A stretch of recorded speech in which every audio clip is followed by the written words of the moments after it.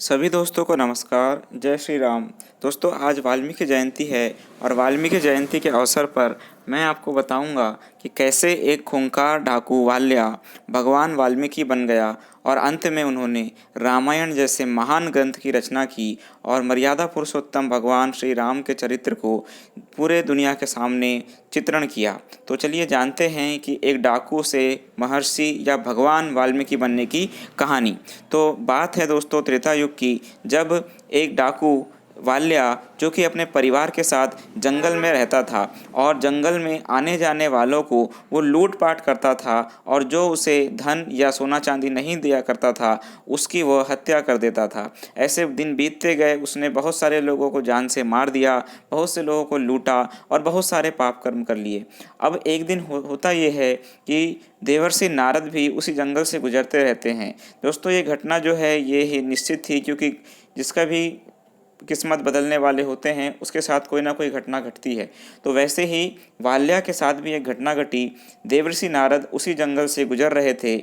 उसी समय वाल्या उनके सामने आ गया और उन्हें कहा कि जो भी तेरे पास है वो मुझे दे दे, अन्यथा मैं तुझे मार डालूंगा। तो देवर्षि नारद तो वैसे भी डरे नहीं थे और बातों में बहुत ज़्यादा चतुर थे। तो उन्होंने पहले तो कहा कि तुम ये क्या कर रहे हो, मैं एक ऋषि हूँ और तू ऋषि को भी लूटेगा। तो उसने कहा कि मुझे क्या मतलब, मुझे अपने परिवार को पालना है और परिवार के पालन पोषण के लिए मैं किसी को लूटूं या मारूं, ये मेरा काम है। तो देवर्षि नारद ने कहा कि ये तो पाप है, किसी के लूटना या किसी की हत्या करना ये महापाप है और तुम इस पाप के भागी बनने वाले हो। तो उसने कहा कि मैं एक डाकू हूँ, ये मेरा काम है। देवर्षि नारद बातों के बहुत ही चतुर थे। उनने बातों बातों में वाल्या को ये बताया कि तुम जो कर रहे हो ये पाप है और तुम्हारा परिवार जो है इसका साथ नहीं देने वाला।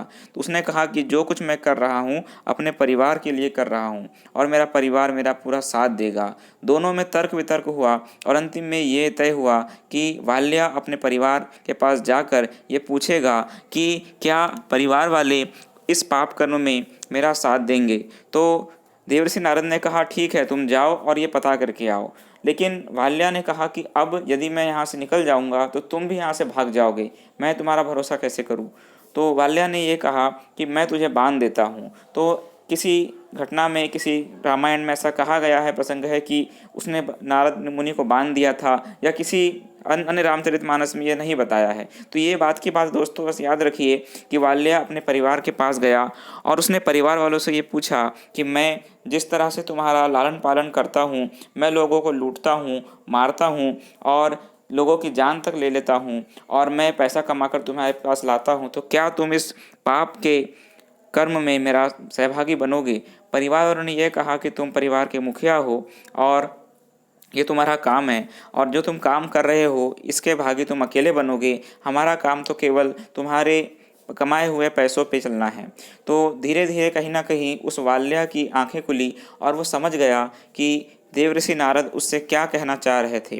रास्ते में वो सोचते सोचते ये चला कि जब इतने सालों से मैं अपने परिवार वालों के लिए लोगों को लूट रहा हूँ, मार रहा हूँ, बहुत सारे गलत काम कर रहा हूँ, लेकिन मेरे परिवार वालों ने आज मुझे एक तरह से धोखा दे दिया और जो भी पाप का भागी हूँ मैं अकेले रहूँगा। उसी दुविधा में वो वापस नारद मुनि के पास पहुंचा और कहा, और नारद मुनि के चरणों में गिर गया। उसने कहा कि हे भगवान, अब मुझे आप रास्ता बताइए कि किस तरह मैं इस पाप से मुक्त हो जाऊं। अब नारद मुनि कहा कि नारद के द्वारा कहा गया कि इसका एक ही मार्ग है, तुम भगवान राम का नाम लो। ये राम शब्द जो है उस अनपढ़ गवार वाल्या डाकू ने पहली बार सुना था। उसने नारद मुनि से कहा कि ये नाम तो मैं बोल भी नहीं सकता, क्योंकि ये नाम मैंने आज तक नहीं सुना। जैसे ही वो बोलने जाता उसके मुंह से मरा शब्द निकलता, राम का उल्टा मरा। नारद मुनि ने बहुत समझाया, बहुत प्रयत्न किया, लेकिन उसके मुंह से अंत में मरा ही निकला। तो नारद मुनि ने ये सोचा कि ठीक है, तू इस मरा शब्द का बार बार उच्चारण कर, अंत में हो सकता है कि तू सही उच्चारण कर लेगा। तब जो है भगवान वाल्मीकि ने बहुत ही कठोर तपस्या किया और अंत में जो है उन्हें उनके मुंह से राम शब्द का उच्चारण सही निकलने लगा।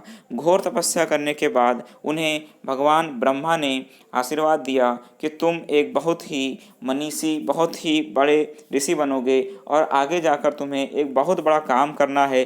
तुम्हें रामायण ग्रंथ की रचना करना है जिसमें भगवान श्री राम का चरित्र दिखाया जाएगा। तो जो वाल्मीकि था, अब वो वाल्या जो था, अब वो वाल्मीकि बन चुका था। उन्होंने उसने अपना एक बहुत ही सुंदर आश्रम बनाया और आश्रम में धीरे धीरे और तपस्या करने लगा और अध्ययन करने लगा और धीरे धीरे उन्हें दिव्य दृष्टि प्राप्त हो गई और भगवान ब्रह्मा के जो कहना चाहिए वरदान से उन्हें ये दिव्य ज्ञान प्राप्त हो गया कि भविष्य में क्या घटने वाला है। एक तरह से जो वाल्मीकि थे वो त्रिकालदर्शी हो चुके थे, उन्हें भगवान का दर्जा प्राप्त हो गया था और उन्होंने अंत में जाकर जो है माता सीता को आश्रय दिया, लौकुश को शिक्षा दी और अंत में जाकर रामायण जैसे महान ग्रंथ की रचना को पूर्ण किया और भगवान ब्रह्मा के जो वचन थे उनको पूर्ण किया और नारद जी के द्वारा जो ये प्रसंग पूरा चरितार्थ किया गया उसे भी पूर्ण किया और अंत में जो है इन्हें भगवान की उपाधि प्राप्त हुई। और ये नारद और ब्रह्मा जी के वरदान से, दोनों के वरदान से कहें कि एक डाकू जो है वो अंतिम रूप से एक भगवान या महर्षि वाल्मीकि कहलाए। तो दोस्तों ये थी महर्षि वाल्मीकि की कथा जिन्होंने रामायण जैसे महान ग्रंथ की रचना की। दोस्तों आज उनका जन्म दिवस है, शरद पूर्णिमा है और वाल्मीकि जयंती की आप सभी को हार्दिक शुभकामनाएं। ठीक है दोस्तों, जय हिंद, जय श्री राम।